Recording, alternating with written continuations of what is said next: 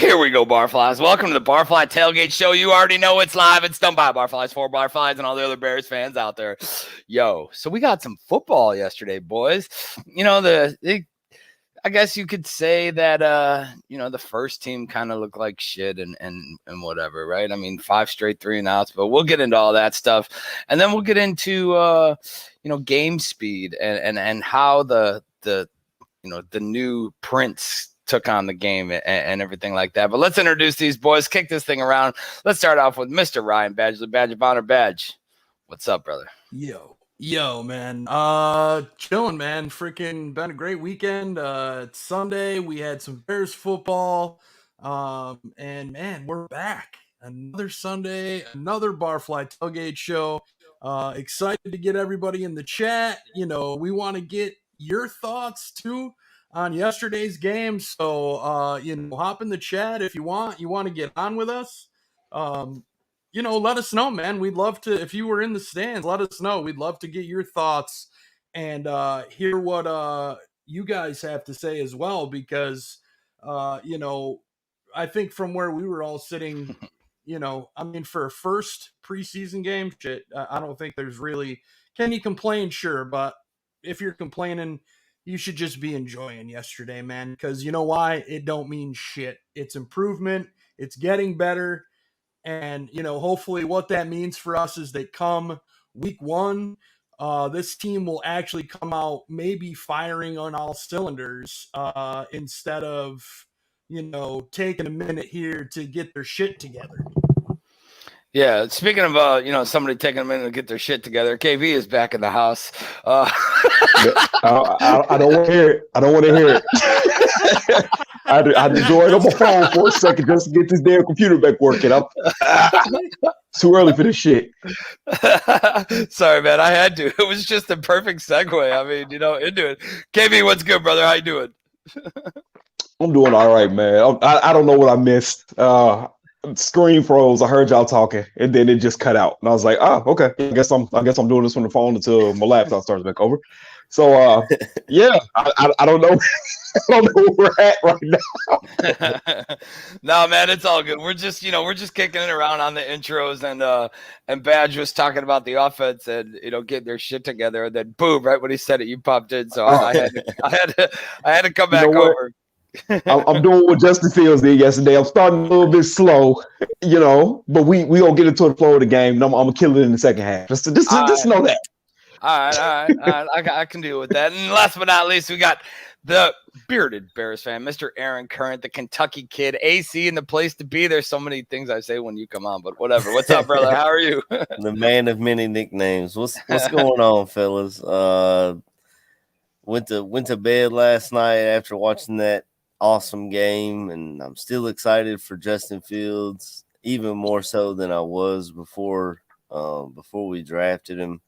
And woke up today. My wife's going to brunch with her friend, and it's going to be like a high of 75 here in Kentucky today. So I got a little crispness in the air, and it feels like football season, fellas. And I'm pumped for it. I'm here for it. Man, I was waiting for that Kentucky weather report. You know what I mean? I knew it was coming. I just was waiting to see how you're going to plug it in. So yeah, let's go over. I mean, everybody kind of started it and kind of said it. If you, for everybody in the chat, if you were at the game yesterday or whatever, throw your thoughts out there. Tell us what you think. I don't know. Maybe we'll even add one of you guys to the show today. See what hear what you saw firsthand. It was a rough start. It was a slow start. I think it was 5 3-and-outs, right? And just a little bit of just a little bit of trying to get into the game. You even seen, when, and I know I'm kind of jumping around, but even when Fields first came in, there was penalty after penalty after penalty, right? And people jumping off. I think Wims was that's probably I think it was Wims, but probably the quickest he's ever moved. Yeah, probably quickest he's ever moved. Ran his ass right off the roster yesterday is what he fucking did. Yeah, but there was a lot to break down and get into. I think there was some really good play calling once things started. The flow of the game kind of took over, and the defense looked pretty fucking stout, man. Robert Quinn showed up a little bit.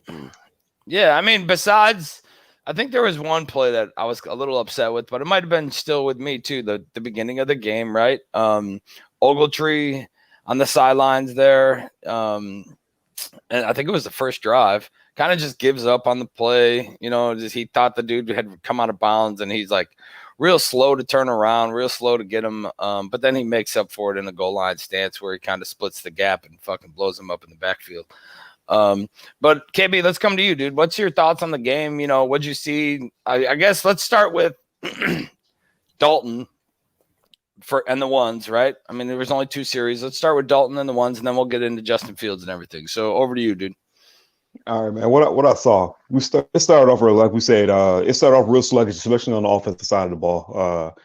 Dalton came out for his first 2 series, and offense didn't really go anywhere. A-Rob didn't play. I seen Mooney was out there for a little bit. Then we had the one scary moment where Demo kind of went down after a run. He walks off to the side, kind of hurt, and it's kind of an eye-opening moment because you don't want to lose your starting running back. But those first 2 series, it was something you got to see. You got to see the depth, which is fucking amazing right now, running back. Damian Williams is electric. You just seen it a few times. He carried the ball. He gets out of that little scrum and he's up the sideline, and it's like that. It's quick. Khalil Herbert. Oh my God. The kid looks like David Montgomery running the damn ball. You drafted 2.0 of him. Khalil Herbert is gonna be the real deal. You want to get into it with Andy Dalton. I mean, he came out, he made the little passes he made. He took what the defense gave him. He didn't do anything that we would sit there and say, oh my God, Andy Dalton is amazing. He did what he's supposed to. Come out, got the ball out of his hands quick. You seen the pass over to the flat to our boy Cole Kmet. Scary moment there too. Yeah. Glad my man was cool, but that fake, can't even call it a fake. That failed hurdle where he went up and my man hit him, and I seen his leg extend. The first thing in my head was, oh my God, it's gonna be a broken leg. I know. I was at work panicking, but then he gets back up, man. I mean, offense started slow. It's what happened. Like I said, Dalton came in. He didn't do anything spectacular. He just got the ball out quick. I mean, and everybody was kind of ready for the man to come in at that point. So. Yeah, you're right. Montgomery had one handoff, right? And then the next one, he's like starts limping, and I'm like, oh shit! Like, oh no, what are we doing, right? And then Kmet leaves his feet when he's so much bigger than this dude and could just plow right through him. But, you know, and he even said in the interview a couple minutes later or however many minutes it was after that, like, yeah, I thought I got that out of my system last year, but obviously I didn't, you know, and he knows he ain't supposed to be doing that shit, but you know, he did. Yeah, and Dalton was whatever. Dalton, I don't think we all like expect anything from him. I think we all know he's a viable, like, he'll be fine, right? Expect the but it's just you're not going to see any fireworks. You're just going to see move the ball down the field type of thing, which we didn't see because I mean the 3 and outs. But I don't think there was anything crazy there, right? No. I was pretty impressed with the offensive line throughout the whole game. Yes. 0 sacks given up, right? There was some pressures, but pocket got moved and this and that. And I thought they were pretty impressive. And then a lot of the rookie standouts, like you were saying.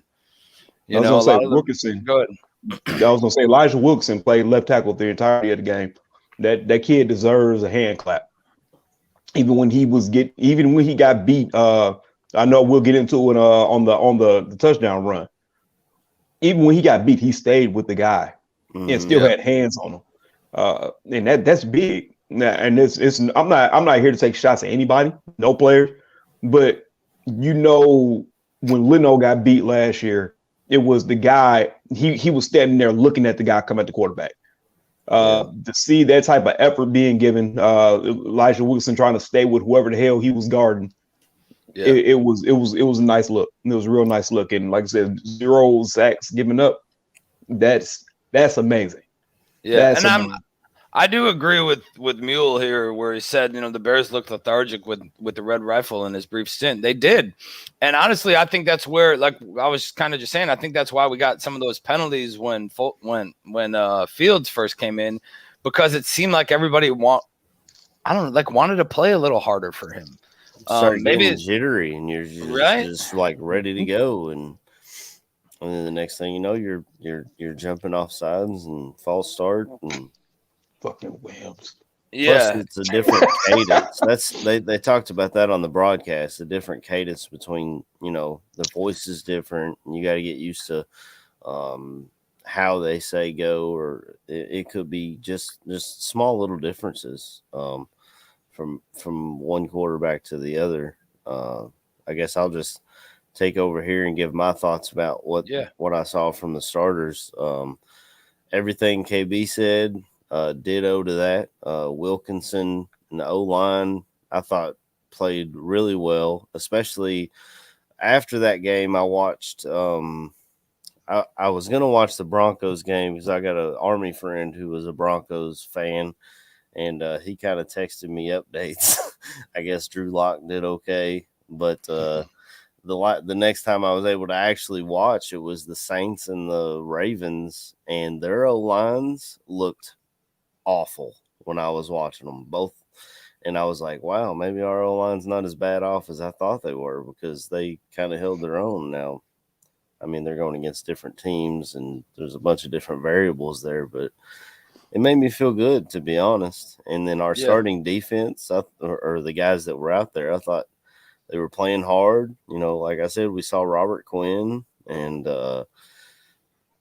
I mean, you got DHC come through again in the clutch and kept him out of the end zone, which was really dope. You know, he just cut right in front of that and was like, I'll take this, that was nice. And, you know, Justin Fields came in and did his thing after that. And I'm excited, man. And I guess we lost KB again. Yeah, he threw something on the side chat, said he's going to switch back over to his computer. I think he was on his computer and then it did like a mandatory restart, which is why he froze. So now he's switching back over. Badge, over to you, man. What's your thoughts on the you know, I guess just the first couple series, you know, defensive side, offensive side of the ball. I think obviously all of us have been a little more focused on the offensive side, but there's a lot that happened on the defensive side too that was you know, telling or just good signs, man. What you got, Badge?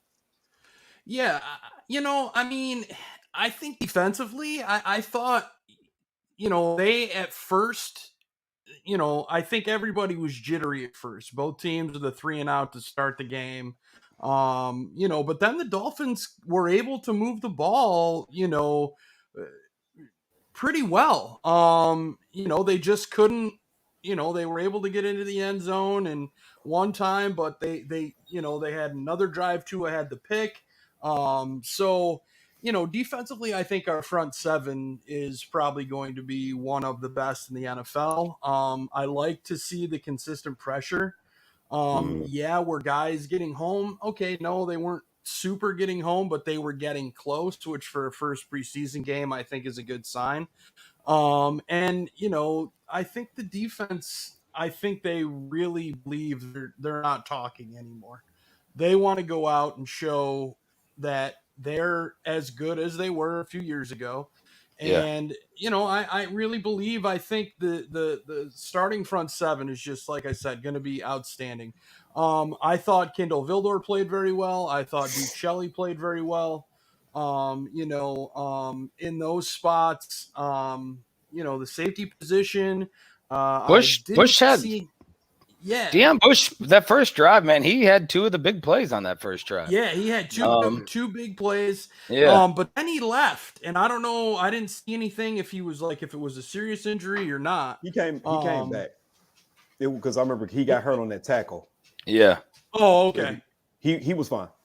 Yeah, I mean, granted, we didn't have all the starters there on the defensive side of the ball, but I think most of Chicago would echo your thoughts that the front seven is just fucking beast mode, man. I mean, even the rookies, Tonga. I mean, all the guys that are all the guys that are in there, man. They were there to play, and they're playing for each other. There's a lot of you don't see like that the cockiness or whatever, but and there was a little celebrating here and there, right? I mean, maybe there was. I mean, I forget who it was. It might have been Ogletree, but Ogletree came out, like I said, minus that first play, that out of bounds play where he kind of looked. I think he thought the receiver went out of bounds, and he kind of turns around, puts his hands up, and the dude's still running down the sidelines.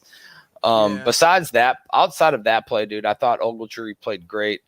I thought he did too, but I'm seeing people on Twitter saying he should take Danny T's spot. No. I'm sorry, guys. He's playing really good football right now, but no, he's not taking fucking Danny Trevathan's spot. Let's not forget, Ogletree was a free agent. Yeah. Had like 0 visits going on, right? Came to Chicago to hang out with his boy Quinn. Yes. Went to Hallis Hall with Quinn to work out, started talking to one of the coaches and was like, well, yeah, I haven't really worked out for anybody or whatever. And the Bears are like, well, fuck it.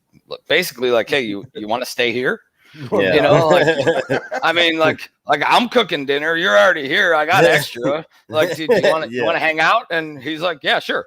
And like that's fucking like kind of how it went if you look into the backstory of it all. But you want to do karate in the garage? He's like, look at all this fucking space for activities we have. So much more activity. We got job applications in the back. You owe. Yeah, and I mean that's kind of how he ended up. But I don't think he doesn't replace Trevathan, but he is a solid pickup for this team and a solid veteran presence. He'd be good on third downs. Yeah, as a cover linebacker. Well, so he's always been a good cover linebacker, though. He's always been a good cover linebacker. It bugged me that he tried to cheat the route yesterday because he wanted to cheat the route to make a pick. And he totally got toasted. But he made up for it and with the goal line stop, and they only end up coming away with 3. But since we're talking about new acquisitions, we might as well just get this out of the way right now.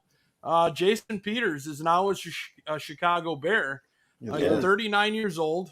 Him and I think, weigh about the same. Hey, remember yesterday I said the same thing? You know what I wanted to send you yesterday when we started talking about this was the Bad Boys clip where it's like, how old are you? It's like, 23.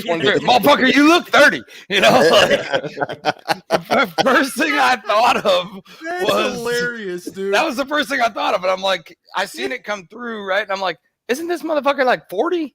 I'm like, I think that was like my first response to all you guys. That's But, what like- everybody in the military says about Bobby when he shows up. Ain't this Yeah, motherfucker like Like 40? this crusty motherfucker's like 40. Like, He still works here. yeah.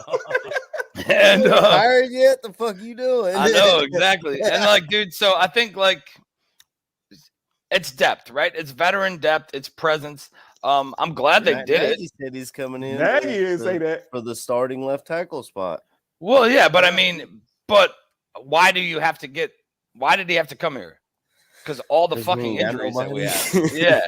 And Right. this was something that should have been handled a long time ago. And like we said last week, we have no true, well, before now, we have no true left tackle on this team. Just a bunch of guys that fucking analysts and fanalists and fucking, dickhead fucking whatever are like, oh, he's gonna be a left tackle. Says who?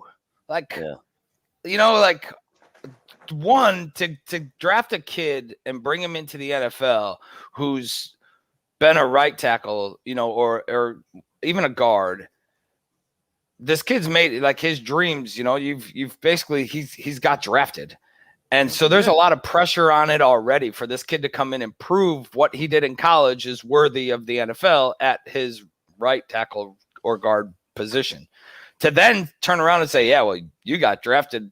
I know you played right tackle, but you're going to play left now. And good luck, kid, because we think you can do it. Like, that's one of the toughest positions in the league. Mm-hmm. So I thought it was wrong from Jump Street to try to put this kid at left tackle. And I think like Whitfield's saying here, I don't know if he needs surgery, man, but I think it's really telling that there's a lot, more problems going on with that offensive line than what we originally thought. Yeah. Well, I think at the very least, he's a veteran presence that Tevin Jenkins, who's, like, as you just covered extensively, is basically learning a new position. Yeah. At the next level, so he can at least pick his brain. Like, oh, well, what did you see on this play? He might not be out there practicing, but they all still watch film together, and they're all gonna. I mean, he's gonna be out there with the team. Yeah, I like what Doug just said too. Hitting sleds. I think Doug's speaking for all of us. Like, Peters will be Jenkins, to Jenkins what Dalton is to Fields. Sure. And that's like kind of what we said last week. There's nobody to teach him how to do the job right. Mm-hmm. You know what I mean? Like, hey, buddy, you're taking over. Here's your job. This is going to be it. And like where's the veteran presence? Hey, shout out to Juan Castillo, though. I mean, the way this O-line played yesterday, these guys are out here busting their ass, and they're 7th-round picks and undrafted free agents, and Juan Castillo's got these guys ready to play. So, hey, between Jason Peters and Juan Castillo, if Tevin Jenkins can get healthy, maybe we've got a franchise left tackle. I just hope that Peters can stay healthy, man, because Peters is an injury dude too. Right. That's what I saw on Twitter was as soon as it happened, so there was some Bears fans that were like, hell yeah, we needed this. And then I guess some fans of the other teams that he's played with before was like, this dude's a penalty machine and he can't stay on the field. So I think that's. But then I saw something polar opposite that said he didn't have a penalty last year, but I don't think he played a full season. So it's Twitter, man. You're always gonna have. You're always gonna have fans. Fans of the previous team are always going to talk shit. I mean, they did it with Ifedi too, and Ifedi, came in and they're, I think he played well last year. Yeah. And he started and whatever. There goes KB. Here he comes. Bro, KB's back. I'm so sick of this goddamn laptop, man. I'll put things through the window. Like, I'm sitting there, I'm like, okay, I'm seeing Bobby with this face like this. And I'm like, why is he still like that? Oh, everybody else is frozen. Son of a bitch, man. But I think, like everybody's echoing, I think the O-line looked great, man. And I'm glad Peters is just another addition. Glad we finally have a left tackle that has some experience at the position. I just heard myself for a minute there. I don't know what happened. That was me. I think the laptop finally caught back up. Secondary. So for the secondary yesterday, I thought the secondary played all right. I think there was a couple times where they were out of spot, out of position, right? Xavier Crawford, man, there was a few times where just me watching, he had his back to the quarterback, got spun around and just he was lost on a couple plays, right? I'm not saying he was lost for the whole game. There's a couple plays where he got turned all the way around, which everybody who's ever played DB knows that's like one of the worst things you can do. Yes. And he was just beat. And then I think the linebackers, they played well outside of Ogletree. There wasn't any glaring holes. Jones back, man.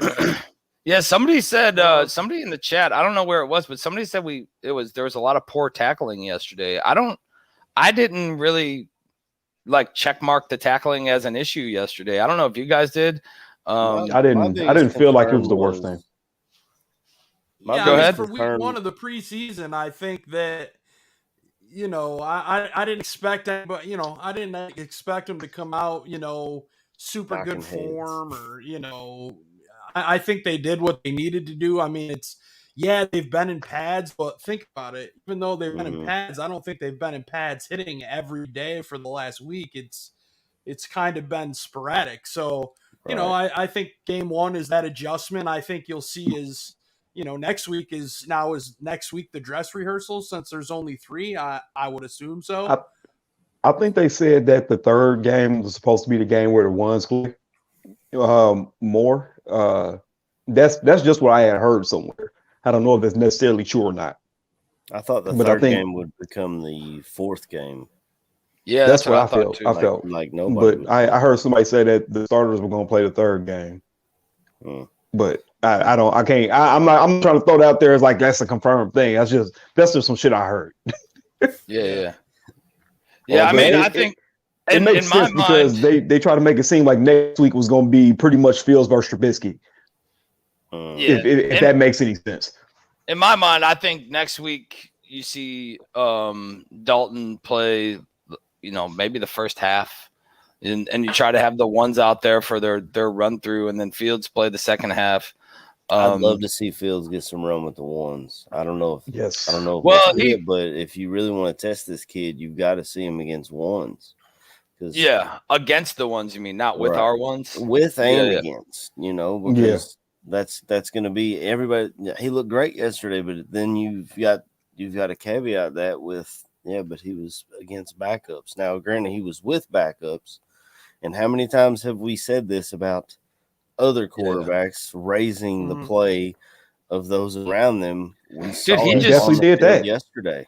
Let's go ahead and just jump to Fields, man, dude. This kid looked so fucking poised. Our guy Bart right here. If Justin keeps playing like the way he did in the second half, how can Nagy keep him off the field? I think it's a phenomenal question, number 1. And number 2, you can't. I mean, I know I've been saying it since he was drafted. He should be the week 1 starter. To me, there's no doubt in my mind that this should be the guy leading the organization from this point forward until he's, I don't know. Yeah, I don't see a reason. I mean, honestly, I get it, man, and I get that we're all hyped on it and we're all on the Fields hype train. But I think this is different, dude. I think this is like the way that this kid just came in yesterday. There was no happy feet. There was no no. The moment was not too big for this kid, and he just came in and he's like, whatever. Like let's go, pillow, bro. Yeah, and I mean, I know we got a part from his a clip from his interview, so let's drop that in here because I was like, hell yeah, like here we go. So here it is. He had his interview yesterday. Let's drop this in there real quick. Justin, what was it like in your first game adjusting to the NFL speed as opposed to college? It was actually kind of slow to me, to be honest. I think, I was expecting it to be a little bit faster, but, practicing, game speed, going at it with my teammates every day. And, of course, we have a great defense. So me going against them every day, it definitely slowed the game up a little bit for me. So, I felt comfortable out there, and I just, of course, I have room to grow. So I'm just going to try to get better each and every day. Yeah, just that answer, right? Like, how was it adjusting to NFL game speed? He's like, well, actually, it was slow. I think there's a total different approach to even what the coaches see in this kid, because it was obvious that Mitch in his first years and in his pressers, this kid was just like given a sheet of what to say and how to answer questions. And he was so scripted, right? And they like rehearsed with him before the game. Like, well, if they ask this, you say this. And he was just so like, he's a leader. You could just see it, and he's just there ready. And the couple questions after that, they're like, how worried were you about that fumble, and whatever. And he's like, or no, they're like, were you worried about the fumble? And he's like, no. About like what Coach Nagy was going to say to you. And he's like, no. He's like, I mean, it was 3rd and 20 something. And he's like, but I've officially retired the spin move. And I was like, I wanted to pull that piece. Like, I've officially retired. I just started fucking spreading it out like wildfire, but I decided not to. But the kid he was just like all there, man, and just poised and ready to get it. Badge, go ahead, man. I know you want to hop in on this. What did you see from Fields and like Bart said, how can you keep him off the field? You're muted, Badge. You're muted, buddy. I mean, like, so yeah, check your I'm good now. Sorry, I'm doing, producing and trying to get all this stuff done. Preseason for us too. Yeah. It's really hard to downplay your expectations when you see, he comes in that first couple series and it was almost like last season when the offense couldn't fucking do anything. The game started out that way and you're sitting there and you're kind of like, man, Jesus Christ, is this what it's going to be again? You can't get the offense going in the first half. Then you take a deep breath and you're like, okay, it's preseason, week 1. They probably didn't even have a full-on game plan. They probably just had, all right, we're going to run a few of these things. I mean, the rollback pass to fucking Jesse James, that's probably normally an in-season play that they pulled out for the preseason to try to do something fun and give, highlight for Fields, like, I think it's a great idea. But at the same time, I mean, what he did, even just handing the football off, taking that first snap under center, seeing those kind of things go effortlessly when with the last high quarterback. Sorry, Badge. Who the fuck is KB talking to? Oh, he's got a party over there. Dude, I just see you in the corner. Like, I can see Bobby's eyes moving around. I was like, oh, shit. I thought he was trying to chime in, and then I'm like, I'm not sure, but whatever he was saying, that shit was passionate. You know what I mean? So as y'all know, my roommate's a Packers fan. Yeah. So we chopped it up about that. Then he's talking about baseball too, man. So we had said something about that just a few seconds ago. So I was like, they ain't gonna notice this real quick. But you yeah, man, get away with nothing, KB. Bobby is. I know, man. Damn, laptop cutting off. Got to use goddamn computer. Yeah, the phone. I'm here. I'm up here rubbing my nipples. I'm like, oh, just feel. That's in the Everybody seeing middle it. of a well thought out thing, and I could just see Bobby like a.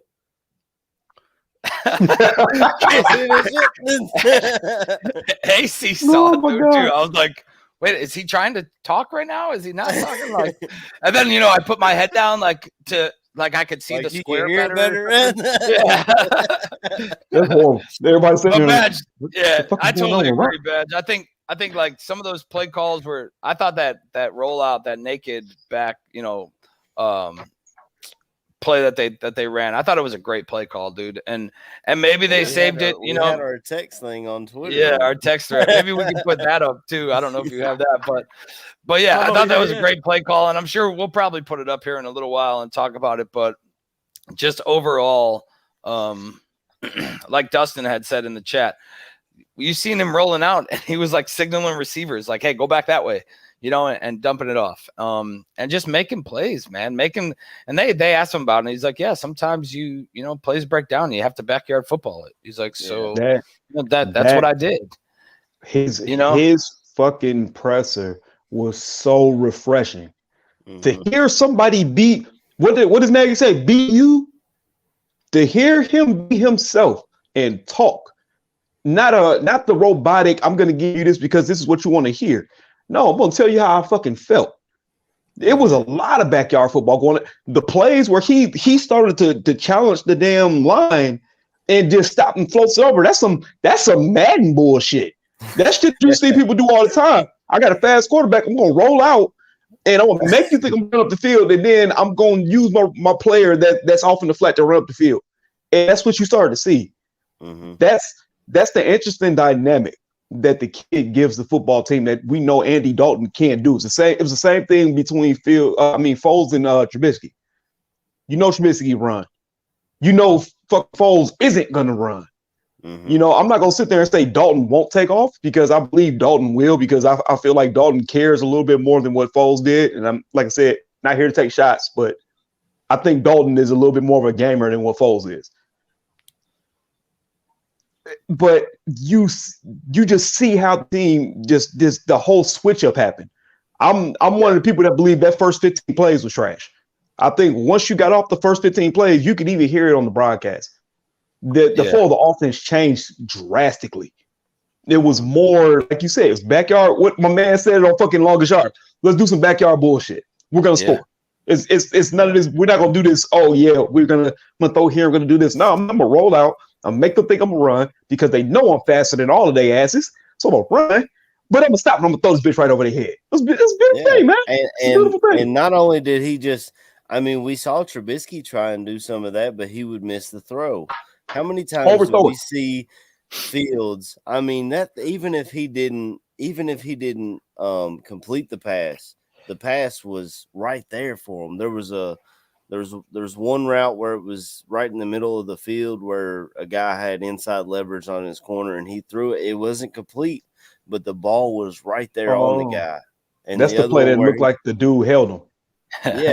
So here was our conversation via text thread as the game was going on, right? So Fields throws over to Jesse James, the backpedal into the end zone, right? And I throw in our group chat, hey, great play call there, right?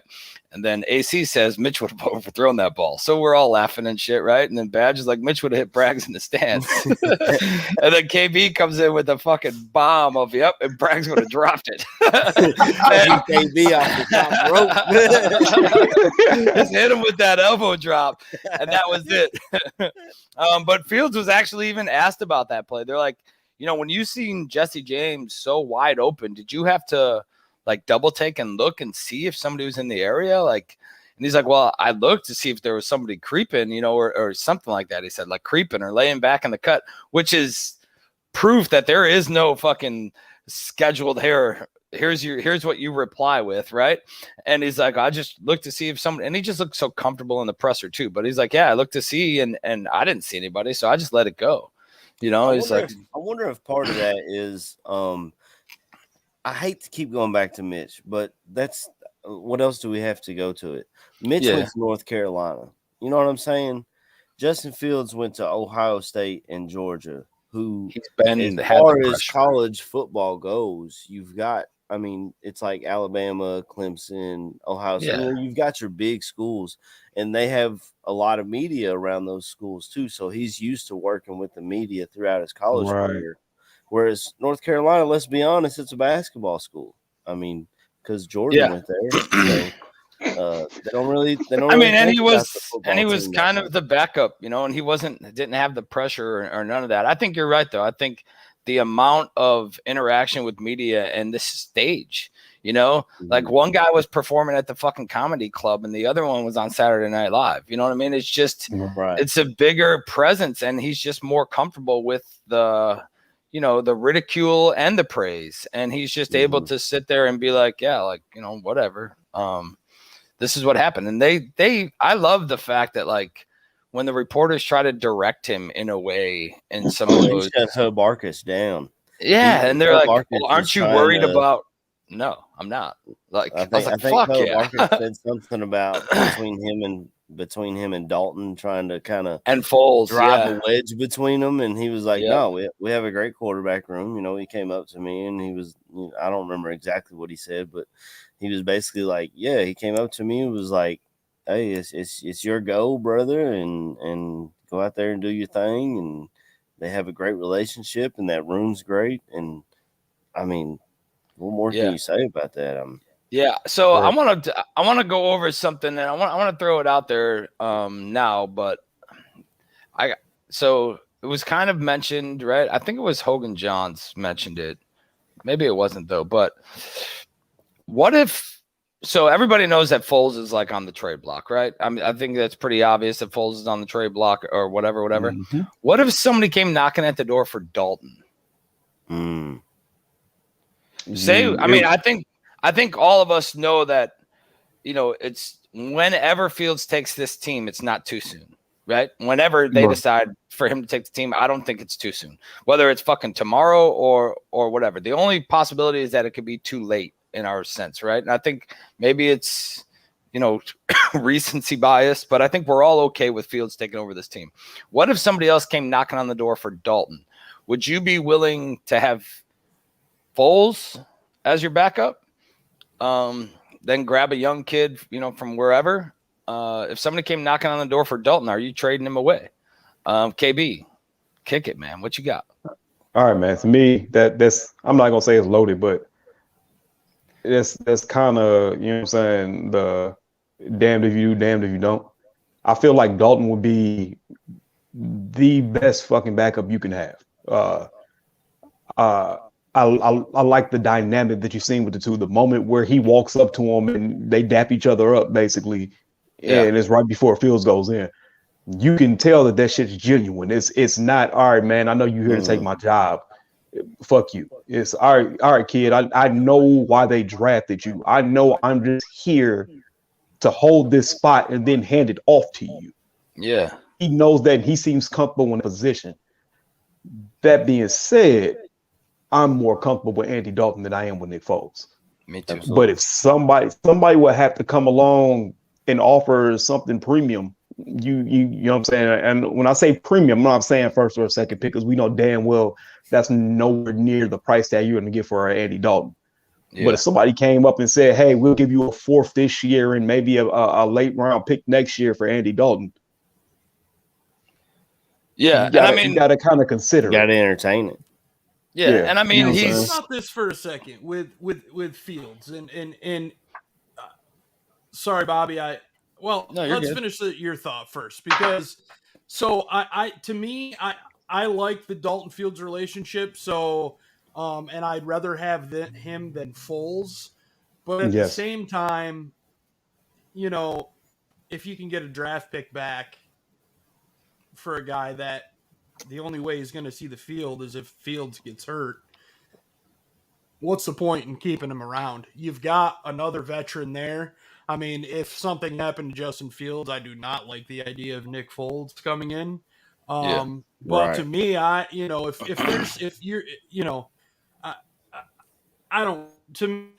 know. I think I would do it for the draft pick, but it would make me.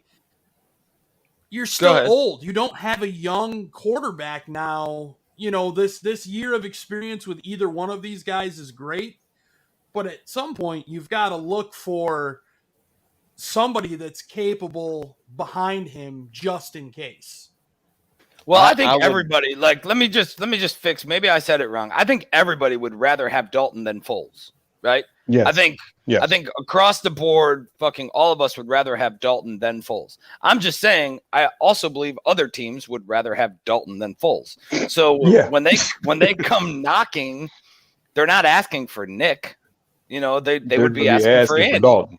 Yeah, and especially if this move is made next week or whatever, or before the season starts, and they're like, hey, Justin Fields is our starting quarterback.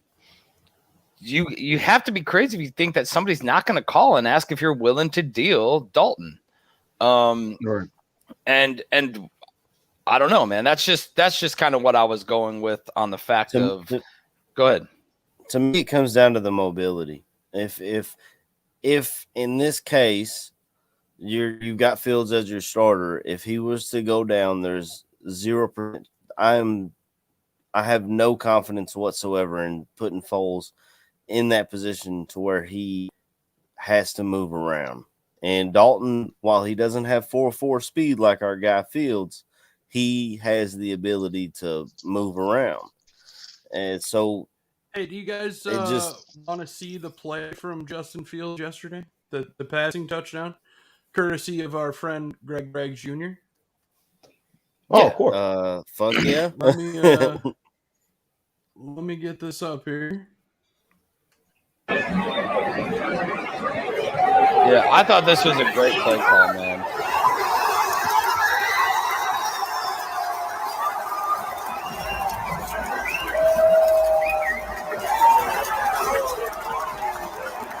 Is it just me or is it choppy?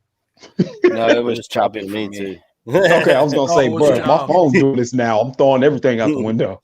Yeah, no, it was choppy for me too, but it was a great play call, I think. And honestly, I don't think it works without the couple rushes before that and the rushing touchdown and the one play where he did the spin move and fumbled, right? I was like, fuck, come on. It's like just go out of bounds, buddy. Like what are you doing? And then a couple plays later, you see him and he just dashes downfield and cuts out of bounds. And honestly, when he runs, dude, I mean, so smooth, man. Yeah, Everything he was about him even is just smooth, calm, and collected. This dude is definitely.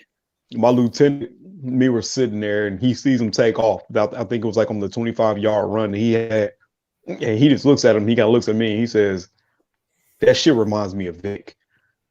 I was Bro, like, "Yeah, It kind of. It reminds kind of me of does, Russell man." Wilson. Everything about this reminds me of Russell Wilson. We heard Jimmy Graham talk about it. I think I talked about it after we drafted the guy.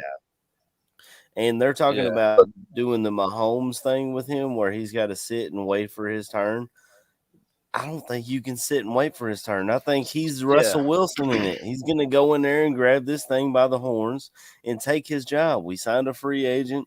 That wasn't stupid money like they did with Matt Flynn that year in Seattle, but going in there and he's gonna force your hand. If y'all watch Nagy's presser, he changed his tune. He's giddy about it too. But we're all giddy about it. He is too. Don't you think that a lot of the Nagy and taking the time for the kid to develop thing was just to not put the pressure on your rookie coming in? Because I think so. Some of it I took as maybe he is gonna keep him there no matter what, right? And then on the second part of it, I was just to play devil's advocate. I was like, well, maybe he's just saying this so that Fields is like, there is no pressure. Like I'm just gonna go out and play. Like I don't have to lead this team right now. I got time to develop. I got time instead of like, shit, I'm week one. I need to do this. I need to be the savior. I need to, and all that shit that comes along, the pressure that comes along with being the number one in Chicago, instead of letting him go out and play and proving to himself and everybody else that he should be the number one and having that confidence to go in instead of having the pressure to prove. That's kind of Bobby. I think they've handled this. They tried to do it this way with Mitch, and the person they brought in here, who I won't even say his long fucking name, to do that just wasn't the right. I mean, give me a fucking break. Mitch was set up to fail from the jump. But fuck Mitch. He's in Buffalo, whatever. Who cares? We're gonna see him next Saturday. Yeah, but whoopty shit. Giving handoffs. We know what he is. He's going to be a third. He's going to be a third there too, though. Yeah, I mean, right. So to me, though, Bobby, I like that they don't have it in. Not that he can't handle that pressure. I mean, number one, he went to Ohio State. Number two, he played in 2 college football championships and scored 6 fucking touchdowns against Trevor Lawrence and Clemson. Lawrence obviously another quarterback, but Clemson's defense, somewhat formidable. Yeah, they play in the ACC, but so to me, I don't think it's too big for him. I think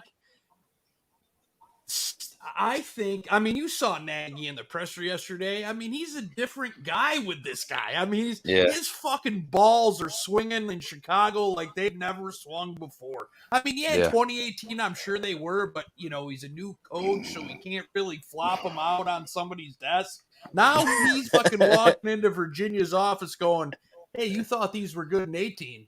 Look at them now. Yeah.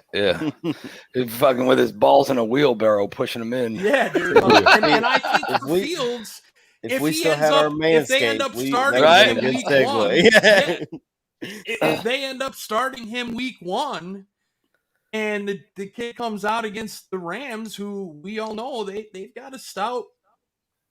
Dude, Fields is massive. Like that's a big kid. He's what, like 6'2", I was texting you guys yesterday when he broke off that run, not the touchdown run, the run for the first down. Yeah. And I mean, the way he turned, I mean, I know he's 4'4". I get it. It's fast. But the way he just went past the two defenders before the other guy ran him out, I was like, come on. That's not even fair. If that safety wasn't, I was gonna say that safety wasn't there to cut him off. He was going to hit his head on the goalpost, bro. If it wasn't preseason, I think he drops his shoulder on that run, bro. Yeah, but that's worrisome. I get he's 6'3", 230. I don't want him running into people. I want use your speed, get the fuck out of bounds, and and go from there. But I mean, I think he made the business decision. The other way, he scored that touchdown. He wanted whoever that kid was on the Dolphins to see his ass. He stopped, looked at him, and said, "I choose you. I'm gonna make an example out of your ass," and scored a touchdown. That's what he did to that kid. And dude just said, "What was I supposed to do? He's bigger than me." Man, Whitfield in the chat just said they clocked him at 20.4. They said that he ran faster than any Bears player in the past 2 years. Wow. Jesus. Wow. That's a lot because Cohen's fast, faster than Cordarrelle on the kickoff last year. The kickoff Yeah. touchdown. Yo, speaking of kickoffs, and I know we're kind of jumping around. I know I put it on Twitter yesterday, but I don't like seeing 23 back there returning punts, man. I just get excited like something good's gonna happen, and this is fucking bullshit.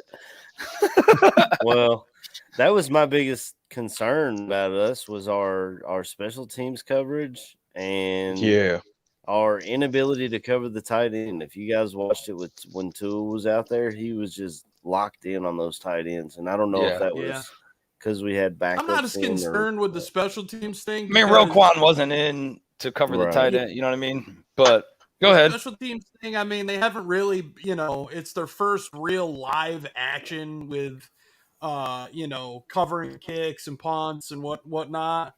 I think they'll have it ironed out, by week one. That makes sense, man. It's a bunch of kids that's trying to make the team on it. Well, I more likely not gonna be there. I still have trouble trusting Chris Tabor, to be honest. I mean, our kicking game seems to be ironed out, but is that him or is that just Carlos Santos doing his thing? I mean, Johnson had a couple. Johnson came in and hit his too. Yeah, I think Aldo talked about this on the post game. I would not be opposed to keeping a kicker on the practice squad for the season. Oh no, I mean, I mean, they did last year too. They just never used Pinheiro, right? But I think with the whole COVID protocol and all that shit and the possibilities, you still have, I believe, you still have the 5 extra spots. So I think you still have 15 on the practice squad. So keep a kicker there. Just somebody who gets the traceability and all that to where you can, if something happens, you have somebody there. Or you can go the second route and just say, fuck it, let's go for 2-point conversions on every play and wait another week. But that just wouldn't be, obviously not the game plan. And just for shits and giggles, Cody Parkey's still dinging them all fucking uprights. Did he hit one? Got to see that gym yesterday. We'll see him week 3, but it went in. Fuck them. Of course. How the fuck does that guy got a fucking job? I like what Doug's putting a lot of gems in the chat right now, man. I mean, Herbert, Artavius Pierce. I mean, the running backs yesterday. all around. I mean, That's a you've seen, deep room. yeah, Very you've deep seen room. some of these running backs yesterday. Just they break free. They're getting upfield, man. And it wasn't any of this like scared running. It was kind of like they're just legs keep churning and Legs then boom, churning. break it open. Break it open, Mhm. break it open, break it open. So I mean, I think that's a great room too. And you know what's available there and the upside potential, man, it's gonna hurt to see some of these guys go. I think right now we're at 90, right? Then we need to get down to 85 by 85. Yeah, I think by cuts next are week. Tuesday. Yeah, so 85, 5 people are out, and then I know one is gone. then you're going down to 53. Yeah, I think Kevin Fishbane tweeted something out like we need to cut, I think, five guys by Tuesday, and he's Yeah, like, I and think I know then who one of them is. I mean, and then the next week though, you're getting rid of almost 30 more. Yeah. And that Yeah. last preseason game, like we were saying, that's gonna be where I think it's a full backup game. And that's gonna be where some of these guys make the team and some of them don't. Yeah, the running back room to me, I think I said back when I was on the first time with the Irish Bears show, Currant and Anthony, and we were talking running backs, and we kind of had forgotten about the running backs. Like we were talking about some other positions. I go, guys, wait a minute, we haven't even talked about the running backs yet, and how grabbing Damian Williams, and you had Cohen coming back. Artavius Pierce, who I'm a huge fan of Artavius Pierce, and Yeah. I hope he's a guy that he can at least stay on the practice squad. But I really like Artavius Pierce. To me, I know Ryan Nall again had a nice run yesterday. Yeah. And he has he's a huge contributor on special teams. He's a guy for that reason I could see making this roster because of the special teams and the fact that when he's been given an opportunity, he's played somewhat well. You saw it last year. Scored the touchdown pass. Yeah, he's a preseason on stud, screenplay. man. No, that Yeah. was in season. That was his first Well, in-season yeah. touchdown. Yeah. But I think the special teams enough. I mean, I think sometimes it gets overlooked. But there's really some guys that have been on this roster just for their special teams, and then they've contributed in other ways. And I think Ryan Nall is one of them. Joel Iyebuniwe, Josh Woods. Those are guys who I think they make this team because of their special teams ability. And the hope is, okay, can we use them in other facets if needed? Alec Ogletree, he might be a guy that has to play special teams. Well, he hasn't done that in a while because, he's been a starter. Well, now what? So it'll be interesting. I just think the numbers game is going to catch them. I mean, you've got Montgomery, we know is going to – I'm talking as far as running backs. Montgomery's making it. Cohen's going to be there. Williams is going to be there.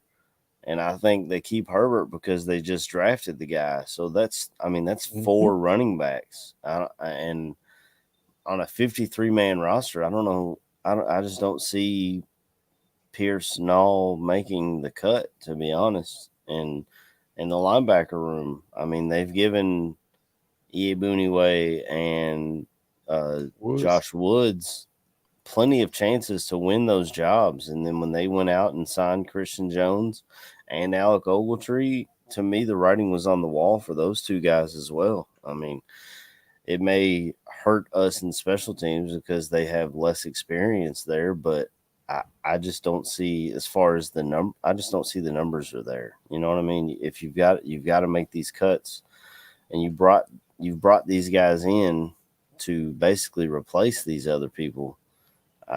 I just don't see the numbers being there. Yeah, I don't know if Nall has. I mean, granted, I think that he's been a good piece and at least a solid backup to this team and a good preseason guy, right? But I mean, now with Williams and Herbert. You got a lot of pieces back there. Mhm. Williams, I mean, the dude opted out last season, right? He was opt out of COVID due to COVID last season because I think it's his mother had like stage 4 cancer, and he didn't even want to deal with the possibility of just being a cause for something, right? So he opted out last year. So, I mean, he's got, it's not like he's coming off of any like season wear down or anything. The dude's just ready to go. And I think that running back room is stocked, man. And that's going to be really a place is. that's going to be a place where we have to take cuts. And that's what I was saying. It's going to be even tough. CJ Maribel, the kid from Coastal Carolina. Yeah. I mean, all those guys have potential to, really be a big benefit. Yeah. In the run game, I think Maribel can be a practice squad guy, though. They were able to sneak him in as an undrafted free agent, so maybe they can feel like we can sneak this guy onto the practice squad if we don't show too much of him in the preseason, because other people may see, oh, this guy's got some pop, and then they might want to grab him. But I'm just trying to look here in the kid chat. that was drafted a couple years ago that they put on the practice Carrot squad in White. Pittsburgh. Carrot White, Yeah. that's right. I couldn't think of his name. Mm-hmm. I was thinking of that yesterday as I was watching the game. I was like, man, could this dude be like the Carrot White of this season? Remember, Shane was a big fan of Carrot White, and they pulled him right up off of us. I'm just trying to look here in the chat and see what some of these guys. Doug Dyer's just on it today, man. He's talking about the best rooms, linebackers, running backs, tight ends. Tight ends, man. I mean, we see Jesse James is out here looking like Pittsburgh Jesse James. I mean, this was a guy that I liked a lot in Pittsburgh. Oh, yeah. That's such an underrated signing, man. Him and Ben Roethlisberger had a thing, and he seems to be clicking with Justin Fields, which, I mean, bonus. More power to you. You know what I'm saying? Right.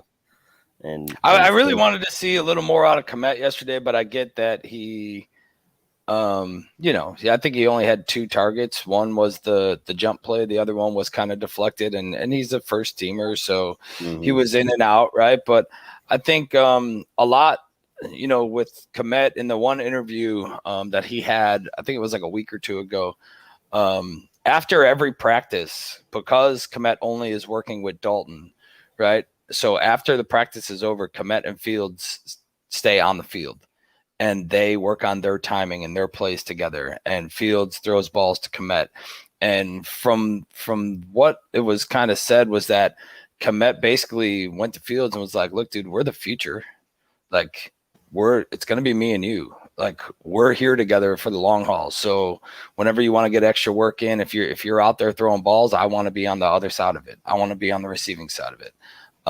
Which just says, like, that's some, when I first heard that, I was like, fuck yeah, like, here we go, like, why not? And it's just, I think the whole mentality around a lot of that is just like, they know when, it's just a matter of time. Like, when is it going to happen? When is too soon and when is too late? And it's a matter of time before this thing gets going. But I mean, look at some of these pieces. Look at the guys that we're talking about right now. Like that, it'd be sad to have them leave. Dude, like, we're talking about like undrafted free agents, and like, like, that's a good fucking problem to have. And absolutely. when there's, Nagy said, Nagy's like, force us to make these decisions. Like, make these decisions hard for us. That's what they want. And I think yesterday was a great start to that for a lot of these younger players. And I think there could be some surprises for sure this season with cuts. Those D-line cuts are going to be tough too. But once they make the big roster cuts, I think you're going to be like, holy shit, this guy's been here for a little bit. I mean, look at a guy like Sherrick McManus. This was a guy who had been on the Bears since what? 2011, 2012, something like that. I don't know, a long time, right? They don't offer him a contract this year. Well, because he was primarily a special teamer, right? I mean, he came in, he helped out on defense every once in a while. Pagano had some nickel blitz packages for him and whatever. But you can clearly see there's a change in their thought process and who should be on and who's going to make this roster. Because I think in years past, oh, well, this guy's a contributor here. So yeah, let's give him give him 1 year offer. And if we don't see anybody else here in camp that, wows us, he's reliable. We know we can keep him around. But this year, I think it's going to be much different. Like we always do our roster breakdown. And I mean, holy crap. I think for the first time in a couple of years, I was set with my roster probably by this game. Now, I mean, I don't even know. I'll still be dicking around with it by week 1, probably. I mean, we saw contributions from, like I was just talking about, the D line, man. I mean, you got Tunga who came in and played really well. They're talking about him in the chat.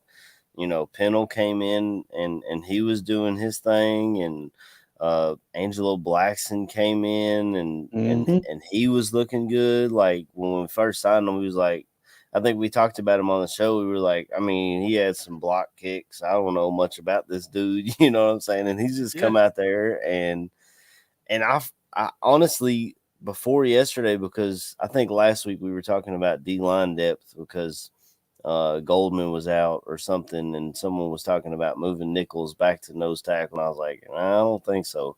I completely forgot about Mario Edwards, and this is a dude who played pretty well last year, and he's come back. And I mean, we got some depth at this D line, man, and I'm these cuts are going to be tough. Doug Dyer in the chat is asking who our 5 cuts would be. That's dude, what I have up. I mean, we know Williams, Williams, Williams, and after that, man, I mean, and you can't. Can you cut old linemen? We're so down. And hell no, not right now. I don't. You know what I'm saying? I mean, I think somebody like maybe a Scooter Harrington. I know he had a catch yesterday. But your tight end depth, you've already got Cole, you've got Jimmy, Jesse James has really stepped up now. Holt is your primary your primary blocker. When they have a fullback in. He might. Holtz might have to go, man, because at this point, I'm probably keeping 3 tight ends, and me too. Jesse James is definitely on that list, man. And maybe keeping Horsted on the practice squad again if I believe he still has eligibility. I mean, defensively, man. I think a lot of where you're going to see like your defensive cuts come from is you're going to see guys like we have a ton of corners. Yeah, corners. So there's it's a lot of DBs, bro. Tease Tabor looked like he played well yesterday, and he's a guy who he was even on the team. He come out of Florida, and he was a damn good corner, and the Lions took him in the 2nd round, and he just couldn't do anything. He just looked lost and slow, and he, like in Florida, he was a playmaker. This dude was an interception machine. I mean, I was gonna say he's supposed to be a top flight pick at corner, right? I remember when Tease came out because him and his partner was supposed to be good. Yeah, they were both. I mean, Florida, they always got good DBs down there. We have to play them every year, and it sucks. But, I mean, and all of a sudden now he's making some plays. Doug Dyer's asking about Artie Burns. I don't remember seeing him even yesterday. I don't think he played. He didn't look like it.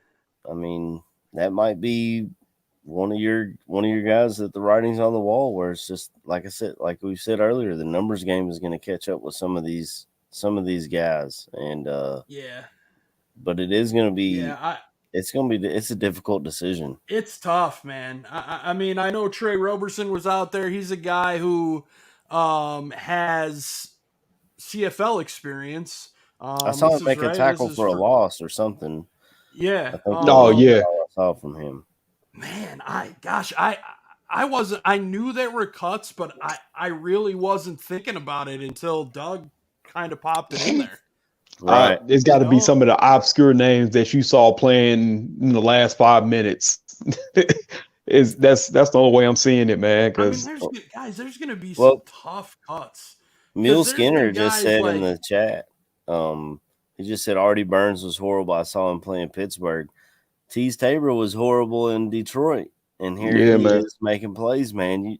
You can't just Can't talk about somebody being bad at I a different team. We right. can't. We saw This is us. We saw Fetty be absolute garbage in Seattle. When we signed him, I was like, man, Fetty doesn't really help us. And he came out. He didn't ball out, but he held his own. He held his own. Yeah. So, absolutely, Doug. A lot of tough cuts this year. Is there somebody on the defensive side of the ball that you are hoping sticks? Just a random question, because I know who I've seen and I know who I would love to make the team, because I don't think he would last if we put him on the practice squad. And that's Charles Snowden. Oh yeah. That kid is explosive. I brought him up too in the chat. Yes. Yeah. Snowden is explosive, man. If he can just he's got size underneath Khalil Mack for the entirety of his time, that kid is gonna be special. Because if he didn't get hurt, man, they said in the thing, he looks like maybe he would have went in the 4th or 5th. No, man, I was thinking 2nd or 3rd, watching his tape. He was disruptive. People looked at him and was like, we have to block Snowden. Yeah. He has to be the person we stop. So I'm excited about him. I'm hoping he makes the team. Because, like I said, I don't think he's gonna last. Somebody puts him on the practice squad. Yeah, he had a sack yesterday too, right? Yeah. You know, and that defensive front, man. I mean, that's a solid group. I mean, honestly, we're only talking about 5 cuts right now, right? I mean, and we had what did we get? We had one fucking game where there wasn't really a lot of drives at the beginning to decide who stays, who goes. So on person, I don't know who I would cut yet.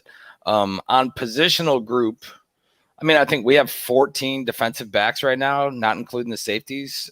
You know, there's 14 fucking corners, whether they're nickel or outside. There's 7 tight ends, I think, 7 or 8 tight ends in the tight end room right now. There's 15 wide receivers. I mean, those have to be where it starts. You can't get rid of any linemen. You can't get rid of any linemen. Yeah. I mean, because you have too many injury issues there. Yeah. Those are going to be your last cuts are linemen, going into the season, because, you need all those bodies right now to get you through, and then you worry about it from there. Yeah, and Neil just put, linebacker, possibly linebacker. Yeah. I mean, I guess, like we said earlier, you got Iggy and Woods, who were given every chance to take advantage of take hold of these backup linebacker spots, and they just weren't able to do it. So they went out and they were like, well, if y'all ain't going to take it, we'll sign somebody that will. And Christian Jones and Alec Ogletree have come in and put those backup positions in a headlock. Now, some people are talking about them taking over Danny Trevathan's spot, which I don't see happening. I mean, I'm a biased Kentucky fan, but I mean, this dude just, and they said Trevathan looks better than he did last year. I don't see him taking over the spot, right? But as the season goes and whatever, load management is definitely a thing. And if you're talking, I'm definitely more comfortable with either Christian Jones or Alec Ogletree stepping in for an injured. I think it was in the playoff game. Roquan Smith was hurt, and they stuck Josh Woods in there, and it just wasn't pretty. I'd be a lot more comfortable with Christian Jones or Alec Ogletree stepping into that position. I mean, I think you also, look at it as if Justin Fields. This is a tough one. If Justin Fields does Justin Fields, if Justin Fields comes out and we're like putting a lot of points up and winning games, the depth is going to be really important to where some of these guys are, where you need guys to fill in for some of your starters. I seen that badge. Go ahead with your. No, I'm not keeping. Well, I don't know. I haven't seen anything. I don't keep him because he's Mac's brother. You know what I mean? I don't keep him for that reason. I've seen that he's turning heads in training camp, and I think he made a play or two yesterday. I heard his name twice yesterday. He was on the practice squad last year, right? Yep. Mm-hmm. Yep. Yeah. Yeah, I mean, And I think that's what you'll see this year also. I mean, he's a young Yeah. guy. I mean, Khalil Mack's his fucking brother. So, I mean, come on. If at some point you can get even a half of what Khalil Mack is from his brother, you fucking I was gonna say because I think one play he came off on a blitz or something like that because I know he was in the backfields when they first mentioned his name. But the kid, I think he's playing inside linebacker because of his size, and that's not what he played when he was at Buffalo. So you know what I'm saying, you got to give him the chance to kind of learn that position the right way. But I'm one of the people that's all for if you can play, you can play. Mm-hmm. You know what I'm saying? I don't give a damn who you are. I don't care who you related to. If you can play, you can play. And to me, I know a lot of people said that he got signed or whatever because he was Khalil Mack's brother. But to me, when you looked at his tape wasn't really that much different than Travis Gibson's tape to me. He had about the same amount of sacks. The kid wasn't a pushover. The quality of opponent was different, though, right? I was gonna say that's probably the biggest thing is you go with the quality of your opponent. But I mean, you look at it again. Khalil Mack played at Buffalo too. I mean, practice squad, sure. I mean, Yeah, practice squad, if you want to keep a it's family cool. fucking tradition and keep him on the practice squad, I just don't think, like, right, we're not saying keep him on the 53. No, right hell now, no. Hell no. Right. Dude, I just had to make sure, man. You know, like no, right now, my inside linebacker room legit would be Trevathan, Roquan, Christian Jones, and Alec Ogletree. Those are my 4 inside linebackers. I love Josh Woods. Iggy seems like a good person. But you have to go with that experience. You have 2 starters behind your 2 starters. I mean, they're low end. Christian Jones has the time. He started over in Detroit. Alec Ogletree started with the Rams. He started with the Giants. So you have that experience. There's not going to be I come in and it's going to be this serious drop off like how AC was talking about from when Roquan missed in the playoffs. You're not going to see that giant gap. It's going to be okay. He's not Roquan Smith. Roquan Smith, we all can pretty much all be on the same agreement and say the man's an all-pro, even though they didn't fucking give it to him. His stats spoke for themselves. Yeah, he was an all-pro linebacker that got snubbed. You have an all-pro, then you have the consummate veteran in Danny T, and then you have 2 solid vets who have starting experience. I'm sorry that trumps what the 2 kids got, man. You've been on the team too long. You can't be still learning the position. Yeah, and I think the gap between Roquan Smith and everybody is pretty big, right? I mean, there's only a couple people in the league. All pro. That can do that. But I agree, man. I think the backups in those positions have, I mean, in a sense to say, maybe worn out their welcome. Yes.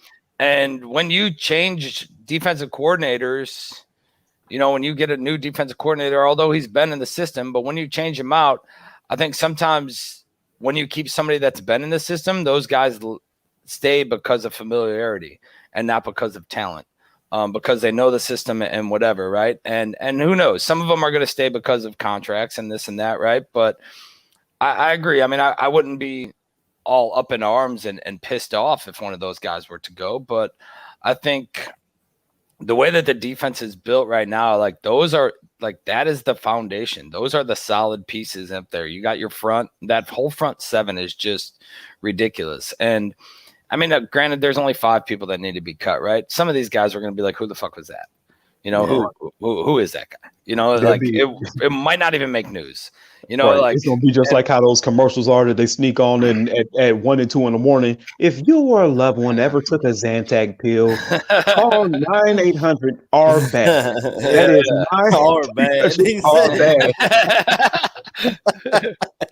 RBAD. That's how that list is gonna come out. It's gonna be 5 names. We all look at it like, who the hell is this dude? What was he on the team? Is he on the so bench? I don't think it's gonna be that big of a thing. I think honestly, without that 4th preseason game, though, there's a lot of those cuts are going to be harder to make, man. Like from the organization perspective of you don't have like a couple games to work in your season, and then a game to be like, okay, this is make the team game. You know, like there's fucking 30 of you that might not. So here's your day. Like, go do it. So there's not really a lot of time to do that. And I think that's why some of some of these practices, if this was last year and you were in your fucking Zoom meetings and all that, this should be so much. You can't even see some of these people and you got to make these cuts. You know, I think this year it might be a little easier, but I think that's why things are getting ramped up a little more in practice and that, because it's a strenuous grading process that has to happen. So Yeah. what was that? I'm glad though. I'm glad it's going to be tough. I'd hate for it to be too obvious. You know, you some of these guys are going to have to step in and play at some point, unfortunately. I mean, you guys know it as well as everybody in the chat knows that injuries happen, and you know, it's going to be next man up. You have to have that mentality, and you've got to hope that, you know, when you're Ryan Pace and that scouting staff, if it's not on your roster now, you've got to find it before week 1. Yeah. Yeah, definitely, man. I mean, there's going to be a lot of shit that has to happen, you know? And who knows? There's still a big question mark at corner. We've seen some of these guys come in and play. I mean, Vildor, I think, is going to hold it down, right? But all the people that are going to be behind them. Somebody made the comment earlier about Roberson. Trey Roberson played good yesterday. There's guys that are coming up from that spot. You don't let Kyle Fuller walk out the door unless you're comfortable with somebody, I would think. Right. And then you bring in some of these other guys who are injury prone or whatever, and you know, they're kind of just there to fill. Go ahead, KB. I was gonna say, man, speaking of injury prone, I would have loved to see the kid get brought in, but that's just the like the Madden side of me talking with Gary Young Conley. I would have loved to see them sign him. Just bring him in because you gotta look at it, his age. Yeah, like he's like 24 or some shit. Yeah. And if you could have sat there and told me tomorrow we could have got a healthy Gary Young Conley and Jaylen Johnson, and those be your 2 starters, oh, bro, your position's locked down for the next 5 to 6 years. Because Gary Young Conley, when he came back and he played that full season with the Raiders, bro, he was not to be fucked with. Yeah, he was holding up in coverage well. Plus, he went to Ohio State, so he's another big stage guy. But I think the Bears, they see Kendall Vildor in that role. Yeah, a lot of people were talking about his size and stuff, but he was, I think I Googled it. He's about the same size as Kyle Fuller. So. I was gonna say people look at Vildor like he's 5'8" he looks or some smaller shit than Kyle Fuller, but he's like the same size as him. And they said that they're having difficulty hiding how excited they are about his progress. Now, if he can chop Desmond Trufant's knees from underneath him and take the starting spot, 100% down with that, bro. Go get that spot, man. Because if you as good as Desmond Trufant, bro, Kendall Vildor and Jaylen Johnson both starting. That's you already had a hell of a draft. Now you're just looking even better. I mean, look at all these picks yesterday, right? Did Trufant play? I haven't heard a word about Trufant. I don't think he played. I just don't see a single word, read an article. I said it, in the offseason when they signed him, I was like, this is a guy that I don't think is going to stick around here unless he's somebody that can compete at the nickel spot. That's the only way I could see him sticking around. To me, I was a little surprised to see Jaylen Johnson play yesterday. I would have rather seen Trufant out there than Jaylen Johnson, but it is what it is. Yeah, but doesn't he have another soft tissue deal going on? Trufant, I believe he probably didn't play because of like a groin injury, I think is what it is. Yeah. I thought so. I mean, so AC, since we all know that every show on the Barroom Network is AC and the other guy's show, you are Matt Nagy, and we're back at practice tomorrow. I mean, you're getting this. What are we working on? What do we have to fix? I know we're talking about a lot of good things that happened. What is something that you think that we definitely need to work on, and what are your negatives takeaways from the game? Ball security, I guess. I mean, we didn't have turnovers, but we saw the ball get put on the ground, and we saw tip drill that didn't turn out well for the Dolphins. So that's something I'm gonna work on. I don't remember what the drill's called where they're running through and it's got everybody's hitting at the ball. Yeah. Tackling drills because until yesterday, people weren't really hitting. You know what I'm saying? And tip drills for our defense. We saw a pick, but I'd love to see more interceptions. That's Sean Desai. That seems to be his thing. I don't know if you guys saw his little video clip. I think the Bears put it out there on their Twitter, where he was talking about, you talk about being obsessed. He's obsessed with turnovers because that's all he was talking about for most of the clips was like, we got to get that ball, get your hands on that ball, pick it up. Pick that and now they got up. the ball bucket. Yeah. Slam dunking. Yeah. What about you, KB? What are you working on? I seen Doug's comment in the chat. Route running, wide receivers was definitely going to be something that I touched on. And then there's the last one. That's exactly why the wide receivers, especially, there was really no separation. And when I watched Dalton throw the ball, I kind of knew where it was going. I felt like he's a key in, wait for that one step and then throw. It wasn't that way with Fields, but it was that way with Dalton. What would you fix, Kibby? The separation is a big thing. I was gonna go off of what AC said. Ball control. I mean, we can. He said it himself. Fields said, "I'm probably not going to do the spin again." And but just in making the right decisions, you hit one bad pass. But that was it. Wide receiver separation has got to be a big one, man. Route running, because like I said, nobody was actually getting open. Now, I was looking at it at some points, and I just was like, man, these Dolphins fucking corners are all over our dudes. Like, nobody's getting away from these dudes right now. I mean, granted, it's not like they're not a worthy. It's not like the Dolphins defense isn't, I would say, a worthy foe. They led the league in turnovers last year. They had the most turnovers per team last year, and they were like the 6th defense. So it was a pretty good test, right? But I agree. Yeah. No, sir, they are definitely solid. And like I said, when they were man to man, they were on us. Like, this shit was crazy. Yeah.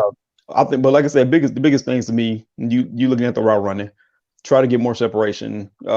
You can always do good with ball security, and just keep the practicing up on tackling. Yeah. Those would be my 3 big things. Yeah. Badge, I'll come to you in a second, man. So mine we're kind of the same. The wide receiver route running, right? The defense, it was second string, the second team front, but Gibson made a couple of bad angles. At the beginning, he kind of left gaps and had some bad angles. I get that Jacoby Brissett is a bigger quarterback, but if you got this dude wrapped around the legs, he should be on the ground, I feel. And then the second part with the first string was, I felt like there was a couple times if the defensive line would just throw their fucking paws up in the air, some of those little dinks wouldn't have made it. But who knows? Maybe it's my angle, maybe it's where I was, right? But all in all, I mean, that's really the only things. The wide receiver, I mean, let's face it. Like, I think Mule said Dalton looked stiff. The whole first fucking 2 drives looked shit. It just looked like it was, I don't know, just like a regular old style Nagy and Mitch, and like, 3 and out, 3 and out, 3 and out. I think we had 15 fucking plays, 16 plays before we got a first down. You know what I mean? So I agree with like what Neil's putting in the chat, and everybody who's at the game, like how the place just kind of erupted, and there was a new energy, a new feeling when Fields came in. And granted, the first one for him wasn't that great either, but I just think that it's like, I don't like the beginning was like, okay, here we go, whatever. Here's Pat O'Donnell, great punt. I hate saying I hate saying great punt because punts aren't fucking exciting. Like, great punt, yeah, cool, good job, man. But like, he had a fucking boomer yesterday, though. Yeah, but like I'm saying, like, if we're talking about how great a punt was, like, the season's fucked. You know what I mean? Like, right. let's not. I mean, granted, there's times where you can be like, yeah, that was fucking awesome. Coffin corner kick, boom, bounce out of bounds, great. Even though that didn't happen, I'm just saying that would be like one of those times. But you know, when you 5-3 and outs and the 15 scripted plays, I mean, they were shit. So your game plan was shit, and Fields saved your fucking ass by making shit happen. That's my concern. And maybe it wouldn't be so much Nagy talking to them. It'd be Pace talking to Nagy like, yo, how did we on the plays that are supposed to be your bread and butter, you're scripted of how you've studied this defense and how you're going to attack this team were the worst fucking plays. But to their, you know what I'm saying, go against what it is. A lot of the plays look like slants and swing routes. You didn't see any shots down the field by Dalton. It was okay, just like I said before. He came in and his job was to get the ball out quick. Mm-hmm. Yeah, like I get it. I think one of the worst things that could probably happen in Nagy's head is I put Dalton out there and I try to get creative, and Dalton gets hurt. Yeah. Like I think fans would probably be like, oh, I mean, so that means it's Fields time, right? Right. But in Nagy's head, it's okay. We brought this dude in. He's supposed to play. He's gonna be there first. Like it's his job to lose, even though we know he's gonna lose. But whatever. But I think that's what the plan is. Come in, let him get a feel for throwing the ball, just to get on the same wavelength with everybody else. Get the ball out quick. That's why I was like, it wasn't nothing bad, but it just wasn't good. It's quite possible Nagy had no fucking confidence in the offensive line at the beginning of the game either, and then he was exactly. They started playing well, and he was like, oh, well, hey, they're doing all right. Like, let's go ahead and roll it. I mean, in a presser last week with Nagy, they asked him, like, the same thing we talked about 2 weeks ago, or we talked about on the show before they even had the presser was, are you comfortable putting Justin Fields behind this basic plug-and-play offensive line that you have right now? And he's like, well, honestly, and I thought it was a good answer. He's like, what? Like, why would I be comfortable putting anybody behind there? I don't want to see anybody get hurt. You know what I mean? Like, so we just have to have what, do with what we have and go from there and kind of, scheme the plays. If that's a weakness when the game starts, to scheme the plays away from it. But those dudes showed up, man. I don't think it was an issue. Badge, what about you, man? What are you fixing or what's your, your talk this morning about the game yesterday? I think normally I would, if this is a regular season game, to me, the Bears over the course of the last, I don't know, let's go with 3 head coaches just for substance.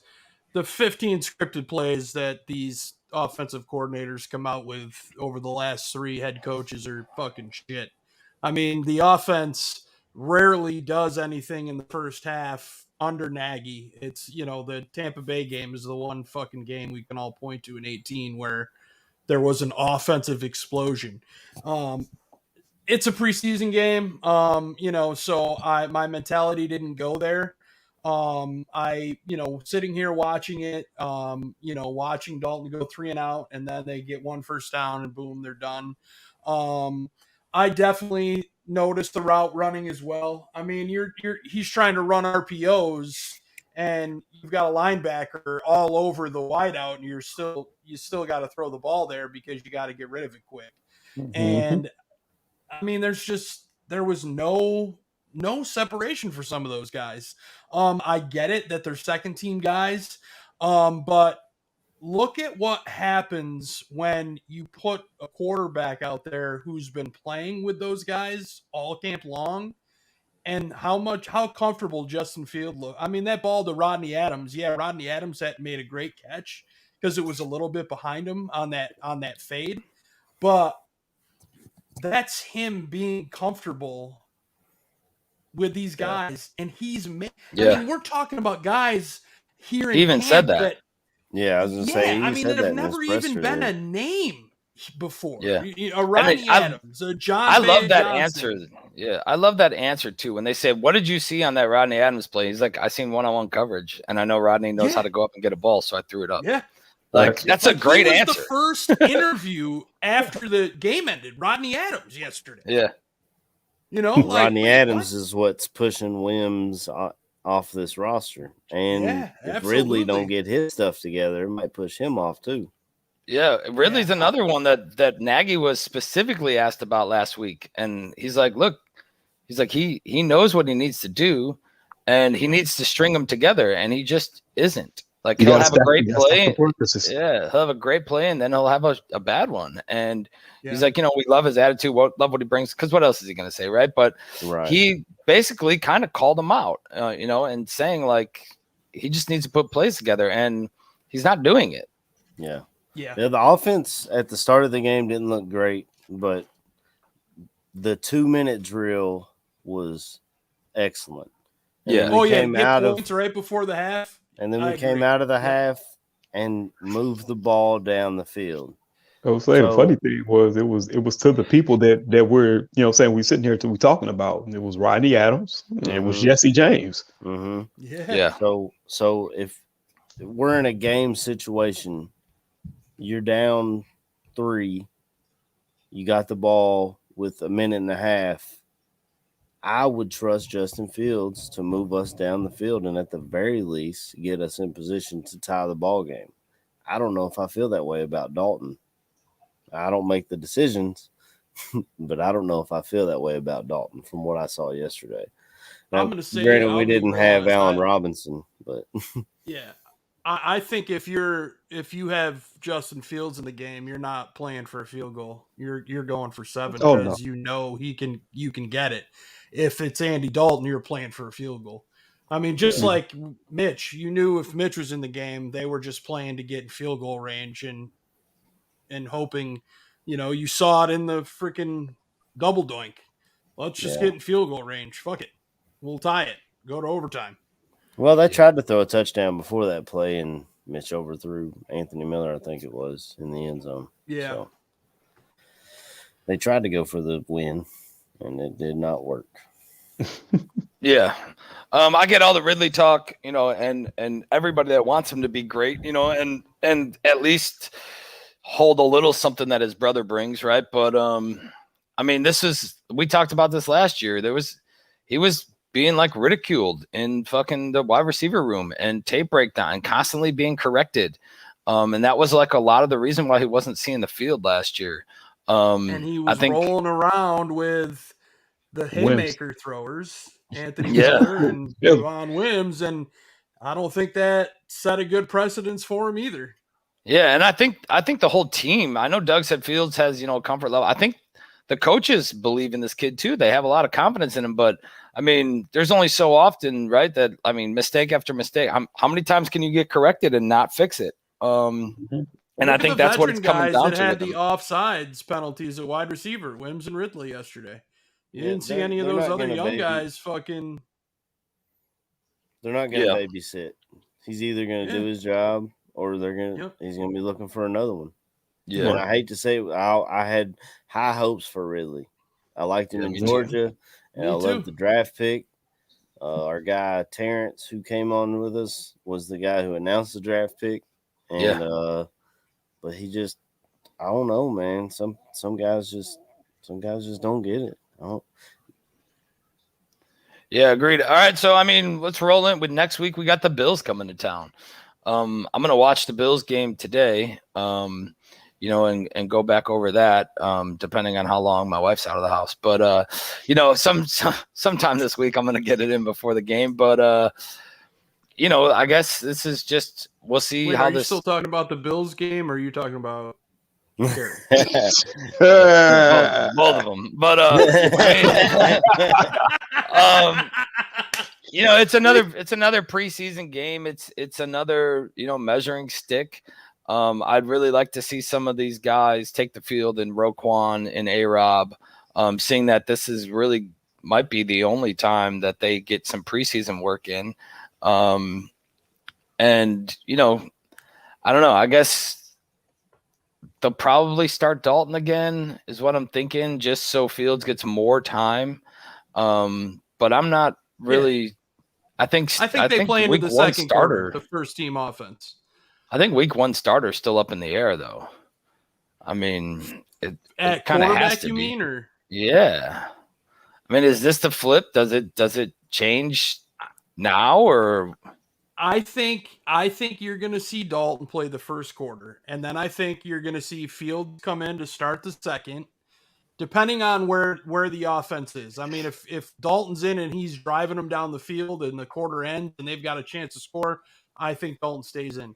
But I think you're going to see the first team offense play the whole entire first half, and one quarter is going to be Andy Dalton and the other quarter is going to be Justin Fields. And I really believe Bears coaching staff and front office needs to see him with the first team to really make a concerned effort to find out if this guy is going to start week 1. I know they're saying out in the open, no. They're giving him all these reps because they want to see what he can do and if he's ready to take this team week 1. And you can, I mean, the way Nagy walked into that presser yesterday, yeah, you knew, like I said, that tune flipped. Yeah, man. I just think you're going to see them, and I think Fields plays into the third quarter. Foles will wrap it up just like, yesterday. But I think you're going to find out after this week, and you're going to see it after this week, that Justin Fields is probably going to be stealing those first team reps after this next game. Nothing against Andy Dalton. I have nothing against Andy Dalton. No, I mean, I really don't. But this is a situation that, I mean, you saw the other quarterbacks yesterday. Yeah. That played. KB's got the jersey on. I mean, this is something as big as, I don't know. I mean, it's fucking big. Like the city, the fans, all around the world are. It's a different It's a different feel, though, isn't it? I don't feel like there's a quarterback controversy. I don't either. And it's a different feel than like last year or years prior where they're like, who's it going to be? Who's this guy? Is Mitch is the starter? Mitch is the starter, whatever, right? It's a different feel to it all, to where you're like, yeah, we know who the fucking starter is. Like, it's a matter of time and a matter of let's see what this kid does in real situations, which we had our first experience yesterday, right?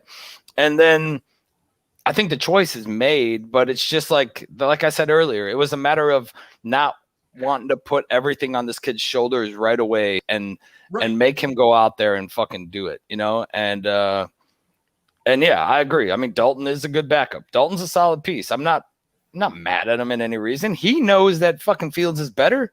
Like, he don't give a fuck. He's like, give me my 10 mil. Like, yo, I'll tell this kid whatever the fuck you want me to tell him. Like, and from there, I think it's just, honestly, if he comes out next week and does this again, and then the week after is just all Foles, if he doesn't fucking start in LA week 1, there's going to be a lot of shit coming fucking Nagy's way and all that about job security, trying to save his job, trying to do this, that, and whatever, man. Yeah, I totally agree, man. I love this comment here from I Am Skokes. That's kind of what that was the feel like to me, I think, is something along those lines. I almost initially, the first thought that popped in my head was Michael Jordan returning. And I couldn't say that because he's the fucking GOAT. So. With the 4-5, yeah. Fuck all you LeBron back like fans. Jordan wearing the 4-5. Yo, LeBron though, look, I'm not a LeBron fan at all. Hey, he's shouting the boy out. LeBron was shouting out Fields, and Fields was actually asked about it in the thing yesterday, and they're like, "How do you feel about LeBron James shouting out?" He's like, "Well, to get a shout out from him is great, in his caliber of a player and athlete and whatever, right?" And I'm not a LeBron hater. LeBron's a great fucking athlete, 100%, hands down. The dude's a great fucking athlete. I'm a hater of the people who say he's better than Jordan. Yeah. It's not against LeBron. I'm not against LeBron. LeBron does great. Right. I think the people who say he's better than Jordan are the fucking idiots. But that's just me, and whatever. So I don't hold any grudges against LeBron because of that. I do. I hold all the grudges against that man. How is it his fault? all 4 of us are in agreement that Jordan is better than LeBron. Oh yeah. Absolutely. But it's a completely different era. I was watching Danny and Aldo after the game, And Danny was like, "Well, I found something about Justin Fields I don't like, and he's a Oh, LeBron yeah. fan." And I was like, LeBron was drafted in 03. I mean, so that's all Justin Fields is known. You know what I'm saying? He probably wasn't even born when Jordan was out. I mean, he probably knows he said shoes. Yeah, he said when he was a kid, he had a LeBron poster in his room. Yeah, and he probably knows about Jordan's shoes, but there's no way he saw him dominate. He might have saw him with the Wizards, which that was not. I mean, let's not talk about that. Yeah, that's almost that's the damn caveat that damn Nick Wright uses to try to glorify this LeBron talk. Well, Jordan played with the Wizards and he was shut the hell up, Nick Wright. I just saw Jordan playing ball with Tom Brady down in Tampa, right? Jordan's what, 55 now? Yeah, he's up there. Something like that. Dude, he would still kick everybody's ass in the NBA. Yo, dude, still got the jumper, bro. I'm pretty certain it was fake. Everybody. I'm pretty certain it was fake, and I don't know how. I mean, we just went off the rails here, but I'm pretty certain it was fake. But did you see like that one comment thing where it's like a reporter asked Jordan, how if his 90s team played against LeBron how much would they win by, or would they win and by how much? And Jordan said, yeah, we'd win by at least 3 or 4. And they're like, 3 or 4, that's it? And he's like, well, we're all 60 now. I think that shit was real. That sounds like something Jordan would say. Oh my God. Larry, exactly, man. Yeah, Laro getting back at it. Hey, Jordan, to me, he's the GOAT, man. There's no question about it. But I'm just saying. I love some bull stock too. Shit. Maybe especially right now. Ooh. Ooh. Yeah, right. Yeah. All right, man. Let's wrap this thing up. I mean, I think everybody's on some, it's all some high notes right now, right? We came in last week. We were all worried about the offensive line, whatever. We proved that we're the beaten dog, and we're Chicago fucking football fans, and we're always worried about the offensive line, no matter what. And they still played. I thought they played great. They did what they had to do. They played great. There's space. And all in all, it was all in all, it was a great start to this season. Maybe not a great start to the game, but eventually a great start to the season and the potential that we've seen. And I think, from here, it's just to build on it, and to keep going and to like they say, string these things together, string these wins together, and come out prime time, first game, prime time, and we'll see who takes that fucking first snap. He scares me from there. Doug. Jordan Love, he just scares me. I didn't watch them play, so I have no idea. I can speak on that a little bit. I can speak on it a little bit because the one thing I will say about last night, to me, it was a great showing for all the young quarterbacks, except Mills and Kellen Mond. We dodged the bullet with Kellen Mond. I will be the first to eat my words on that, saying I believed in the kid. He looked complete ass with the Vikings yesterday. I don't know if it was just the defense they were playing. The Vikings completely. The whole team looks terrible. God, they looked horrible. Awful. But Trey Lance had a beautiful pass yesterday. Kid, the Sherfield kid fucking just left whoever the hell he was defending. And it was on the rope. So he looked nice. Got to see Trevor Lawrence play. Of course, I was super geeked because my cousin was a part of that first sack. That was pretty fucking fun to watch. Shout him out. Get it. Oh yeah, Andrew Billings. We gotta be lightweight Cleveland Brown fans, even though we don't want to be Cleveland Brown fans. Hey, tell him we need some tickets, bro. Come on. I'm gonna hit him up on it. Hey man, listen, I'm gonna need a few of these tickets, dog, to watch the Bears play, y'all. I'm gonna need it. But Trevor maybe that's Lawrence the game we all need to go to. Go to the Cleveland. Hell yeah. Yo, I'm highly thinking about it because Aldo and Aguirre are going. Cleveland. So shit. It's a 5-hour drive for me, so I'm kind of. I'm gonna reach out. I'm gonna reach out and see what we done, man. 26th. All right. 26th. We had that game. Trevor Lawrence made a few good passes in that game. He still took a couple sacks. So did Lance. Lance took 4. Wilson looked decent. Both him and Lantz went 6 for 9. I believe fucking Wilson he was a little bit more effective looking to me. Very, very, very fucking precise in where he was going to. He felt like he had a little control of the offense. Jordan Love, he looked decent. I'll give him that. His touchdown did come off the screen pass. He looked decent in the pocket. It didn't look like he had happy feet. He didn't look like Mitch in the pocket. I give him that. But to me, last night was a great barometer of what you can see this league's future becoming. It was a wonderful day to watch these young quarterbacks. I'm not gonna shit on Jordan Love just because he's a Packers player. You know what I'm saying? Good job for him. If when Rodgers leaves next year and he becomes a starter, we could be looking at next year it being Jared Goff, whoever the hell is going to be the quarterback in Minnesota, Fields, and Jordan Love. And you can look across the league. The entirety of the landscape is starting to change. It's starting to transition to these younger cats coming up, and you're going to start to see who the hell is going to be more hungry. Yeah. So it was a great day yesterday for the quarterbacks. Like I said, Jordan Love did not look bad. I mean, he did. Young quarterbacks. Drew Lock in Lock looked amazing. Wait, Bobby, you're muted. Section 109, 4 seats are right next to each other behind the visiting bench. Go ahead. Sorry. Oh yeah. Just send that to me. I'm gonna send this to my cousin. Yeah, how much are I need these 4. Can you make it happen? Dude, those are on Ticketmaster. Those aren't part of his his allotment. Yeah, his field tickets or whatever you want to call them. Sorry, man. Go ahead. But yeah, but you kind of started to get to see what the landscape might be, man. Drew Lock looked amazing yesterday.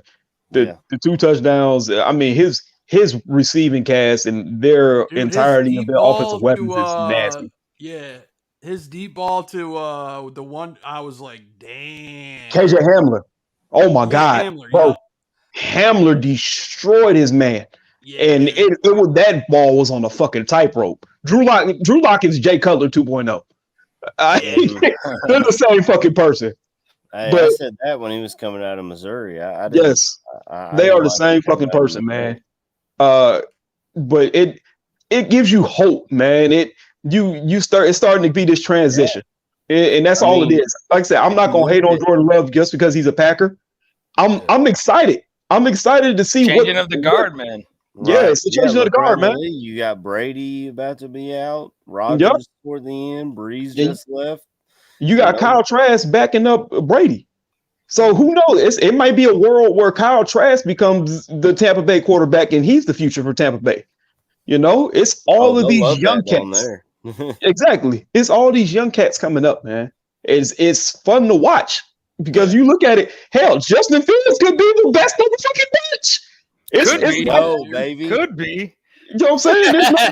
Oh my God, Brady's just gonna keep winning Super Bowls. Oh, Aaron Rodgers, no, man. It's these new cats, man. And like I said, last night Justin Fields was the best rookie quarterback.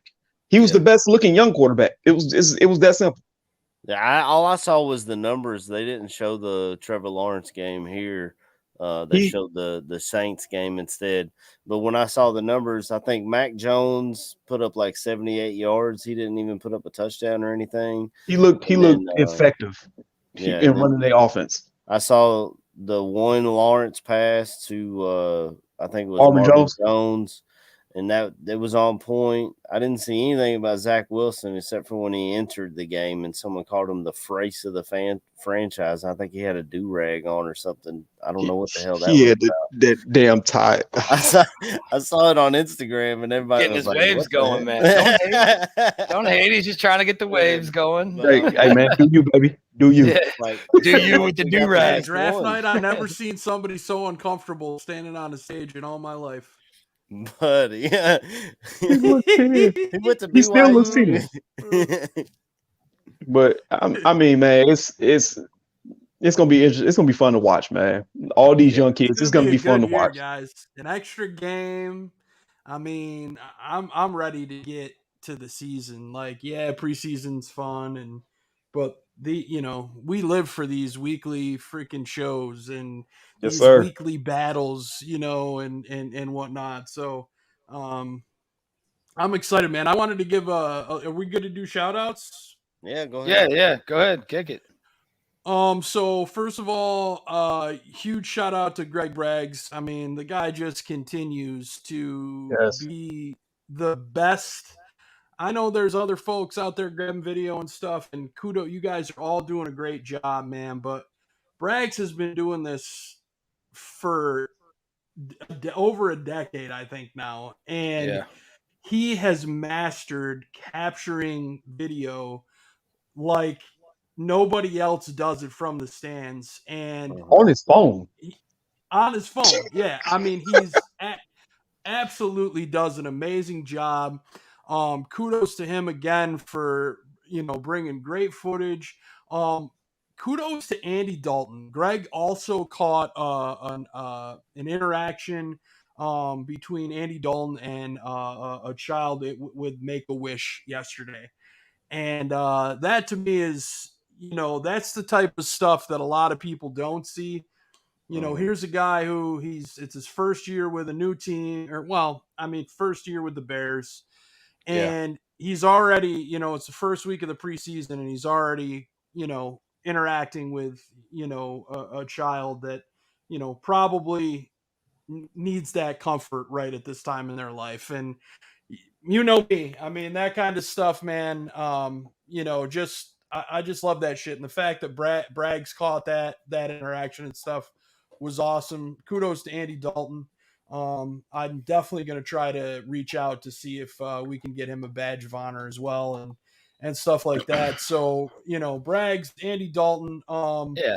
I mean, when Sports Neil Illustrated is taking your videos and sharing them, dude.